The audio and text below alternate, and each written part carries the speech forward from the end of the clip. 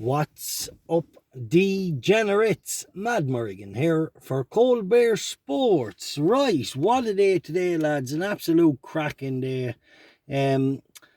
What did we have? We had the double landed on YouTube, Baaid and Nashwa. Two of them, obviously Baaid's a monster, and Nashwa looked very, very good today. A beautiful ride. Took her time in a race that was ran at a nice even gallop.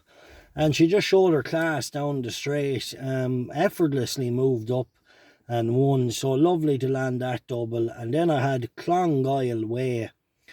What a price he was, lads. I don't understand the drift. He opened 5-1 at the off and drifted to 17-2. His last two runs were absolutely very good, and he was very well handicapped off these kind of marks.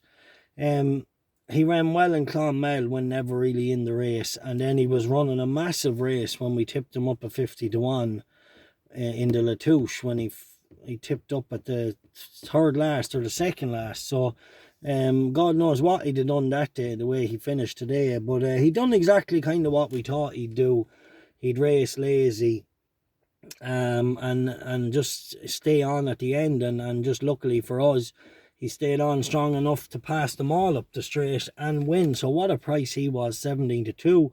On the Patreon service, I had one selection today. Easy with aces, well backed, got gambled into favourite at the off. Unfortunately, he just met the winner, got a peach of a ride. Marco Guineas rode a horse in the race, and it was just a peach of a ride. He steadied it up in front the whole way, and he just had enough then to hold us. I'd say there were just two very progressive horses that battled it out to the line. We just couldn't go by him. We were there up the straight, but I just think the winner got a superb ride and saved enough. The two of them just, unlucky just to be touched off. Joe Value hitting them with a lovely one in Doncaster. Sip and Smile. George Boohey. And I have to say, he dug deep because he was took on kind of mid-race going into the tree pole with a Mark Johnson horse, and I was thinking, oh Lord, this could blow him here. But anyway, he done enough, and I think he ran around a bit too. I'd say he had more left than he actually won by. So really, really nice to spot that one from Joe Value. Great, a lot of upside against the handicapper. And what a solid day. Really, really cracking day. I had one other selection that lost. What was he called? Fox's Tails. Now, I'm sorry I tipped him up, because hindsight, I kind of knew he wouldn't stay the trip. But anyway, when you like a horse, sometimes you get drawn into him. Because the last time he ran in Newbury over 1.25 miles, was it last year? He just hit the front kind of two out and didn't get home. And then today up to 1.5 miles, he cruised up like he was going to win, but he just petered out. But anyway, look, smashing day, lads. Make sure and check out Richie. Richie's going to be coming on, giving us a few tips on the GAA. His video is put up there earlier. He has a double up for tomorrow on the hurling and the football. So make sure and check out them videos. He'll be giving us on a few selections for all the GAA action. And make sure and support it. And if you like having an old bet, on the GAA, check it out. Right, tomorrow, I'll just touch on saying I'll give Aidan O'Brien's horse a chance in the French Guineas, Acropolis. And the reason I'm going to give him a chance is he impressed me on his return. I thought it was a very, very good run. Behind the Dr. Senf. Now, Dr. Senf would be a very pacey horse, so it took this lad a minute to get going. So he stayed on nicely.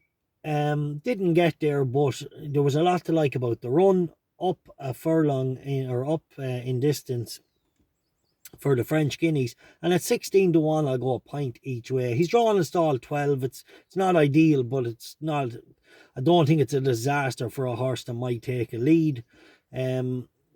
It's interesting, obviously Charlie Appleby is a Modern News' favourite and he has a good draw and he will take all the beating, but the bookies have him priced right. And if Aidan O'Brien's horse steps up the way a lot of them did this year from one run to the next, maybe the Acropolis could have, I think he'll run well. I think he'll run better than his price.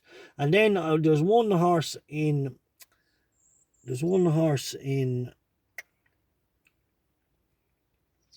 Killarney tomorrow, Santa Rosa.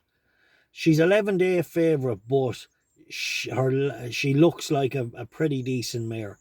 Anna Benina is a decent little mare as well, obviously winning the Scottish Champion Hurdle, been placed in it before that, had some really good all-round form, but she's been busy enough now. Santa Rosa was in Punchestown with a really good run behind Drasso, and maybe Santa Rosa might just be the better horse anyway, might have more upside.